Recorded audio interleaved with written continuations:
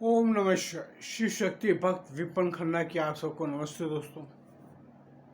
आजकल हमारे देश में भाषा का विवाद तो बहुत चल रहा है और हमेशा चलता है। जब से दुनिया बनी ये सब चर्चाएं चलती रहती हैं दोस्तों। तमिलनाडु में करुणानिधि जी, उन्हें हिंदी पसंद नहीं। महाराष्ट्र में हमारे ठाकरे बंधु जो हमेशा हिंदी की टांग खींचते रहते हैं, और हिंदुस्तानी हम हिंदी भाषा बोलने वाले ये क्यों भूल जाते हैं कि भारत एक बहुभाषीय देश है। हमारे हर 50 किलोमीटर पर भाषा बदल जाती है। मैं भी बम्बई में पैदा हूँ पंजाबी, हिंदी भाषी प्रदेशों में रहता हूँ, लेकिन पैदा बम्बई में हुआ, पढ़ा बम्बई में, पढ़ाई सारी बम्बई में की मैंने, शिक्षा पूरी बम्बई में ली मैंने।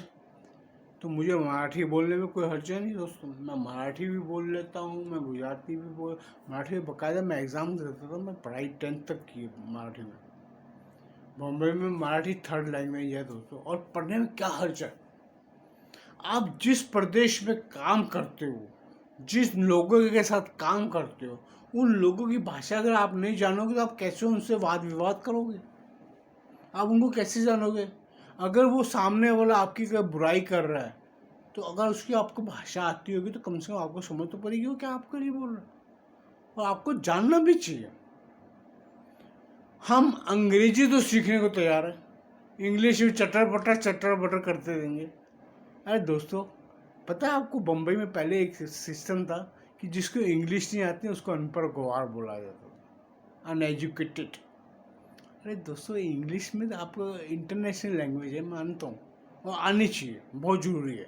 अगर आप बाहर इंपोर्ट एक्सपोर्ट का काम कर रहे हो तो आपको इंग्लिश आनी चाहिए। चाइना में जाओ वो चाइनीज़ ही बोलते हैं, जापान में जाओ जैपनीज ही बोलते हैं। सारे हिंदुस्तानी को पता नहीं क्या तकलीफ है कि हिंदी बोलने में तकलीफ है।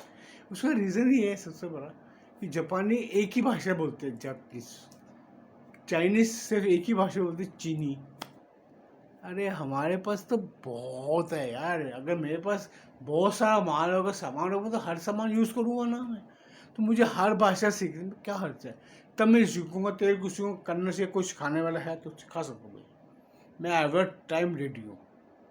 मैं बस देश के प्रधानमंत्री को एक कहता हूँ कि भारत में एक भाषा जनरल होनी चाहिए, और वो संस्कृत होनी चाहिए।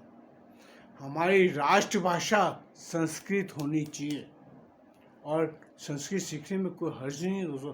और कोई भी लोगों हिंदुस्तानी को संस्कृत सीखने में कोई तकलीफ नहीं है। सो दोस्तों, मेरी अगर ये